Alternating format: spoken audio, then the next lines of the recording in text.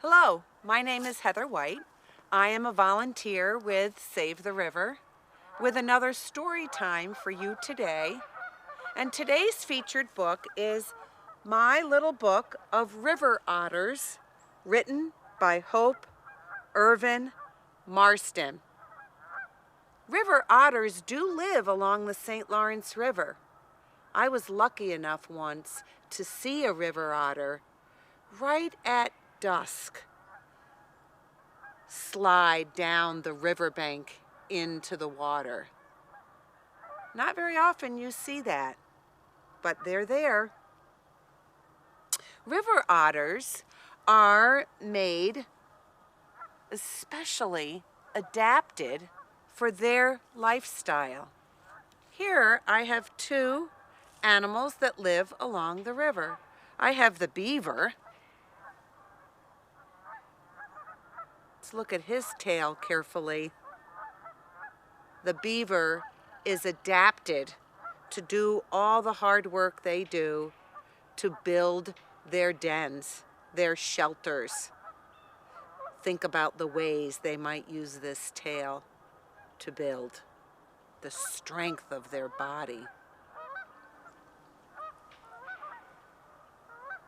The river otter has a much more sleek body. Even the shape of the body helps with their lifestyle. The tail is long and narrow. The river otter moves quickly down the riverbank and into the water. Now, river otters might also be seen along streams and lakes bordering wetlands, the area that holds much of their food. The river otter has two layers of fur, the guard hair and the undercoat. Their webbed feet help them as they swim. Underwater, they can travel up to 1/4 of a mile and remain underwater for up to 8 minutes. While on land, they travel along quickly on their bellies. The river otter is crepuscular. That's an interesting word. That means they are mostly active the very early hours of dawn and at dusk, when they are looking for their favorite foods: crayfish, fish, frogs, small snails, turtles, and insects. Thinking about all those foods, what would you call a river otter? You're right, river otters are carnivores. Now let's move into today's story. My little book of river otters by Irvin Marston. The chubby river otter snuggled into her cozy bed of leaves and moss in an old beaver den. Outside, snow blanketed the ground. The next morning, her 3 little cubs were born. They were about the size of baby kittens. The mother otter nuzzled her babies to her belly to nurse. The cubs ate until their tummies were full. Swish, swish, swish, swish. The mother washed each baby with her tongue. The otters cuddled together and slept. Their mother curled around them and kept them warm. Their father brought a fish to eat near the den, but he didn't go in. The baby otters opened their eyes when they were 5 weeks old. They tumbled around the den as they grew stronger. They used their webbed paws to play fight. Pat, pat, pat. Their mother played with them too and rolled them over. One spring day, the mother otter led her babies to the opening of the den. Chirp, chirp, chirp, she called. They followed her on wobbly legs. Suddenly, down the hill they tumbled. Their thick fur kept them from getting hurt. The otter nudged her babies toward the river with her little black nose. She slipped into the water. She called to her babies, but they were afraid to go to her. The otter swam back to shore. She grabbed one little cub by the scruff of the neck. Splash! She dropped him into the water. Up he bobbed to the surface. His fluffy coat helped him to float. The mother otter turned back to the riverbank. The other babies climbed on her back. Down she dived into the water. Up popped the babies. They began to swim on their own. Splash, splash! Their parents dived to the bottom of the river. The babies watched them use their paws and whiskers to search for something to eat. The mother otter caught a fish and carried it to shore in her mouth. She gave it to her hungry babies. Then she dived back into the water to catch another fish. By the time they were 4 months old, the otters were catching their own fish and frogs and tadpoles and little turtles. Chomp, chomp.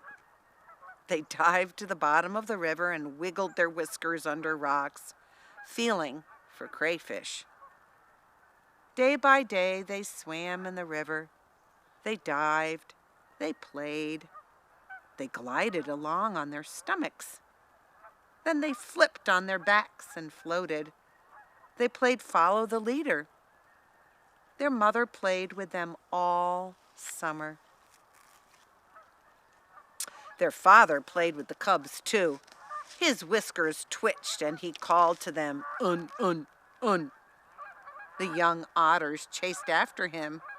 Their mother joined in the race, along the riverbank and into the water, out of the water and back in again. The father otter ran and slid on the grassy field. The cubs watched. Run and slide, run and slide, run and slide. What fun! Soon the whole family was sliding across the grass. The next day it rained. Swoosh! The otters glided down the slippery mud into the river. One autumn day, one of the young otters found a pretty stone on the river bottom. She swam to the surface with the stone. She flipped on her back and jiggled it with her paws. Then she hid it in the riverbank so she could play with it later.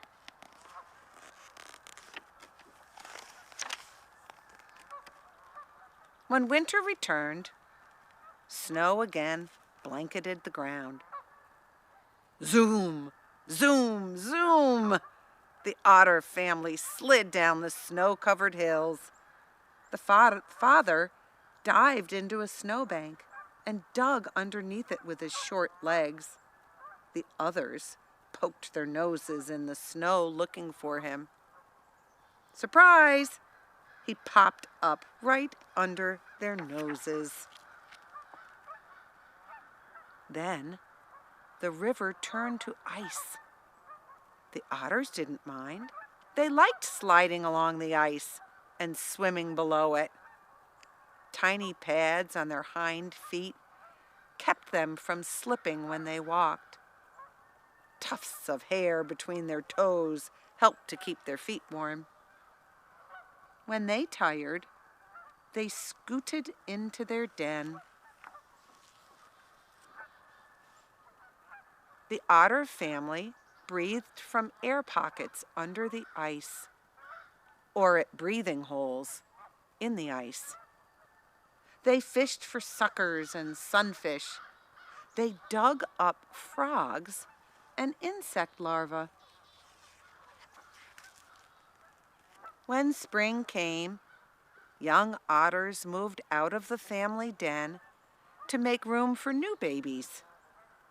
But they stayed close to welcome their new brothers and sisters.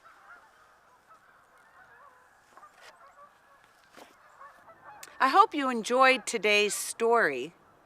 Whether you're learning at home or in school, it might be fun for you to think about all the animals that you know, specifically their tails, and how their tails are specially adapted to help them find food, move through their day. Fun fact about a squirrel is they use their tail to balance as they leap from branch to branch. Think of all the animals, reptiles, amphibians, fish, birds, and how their tails each are adapted, and what job is their tail adapted to help with.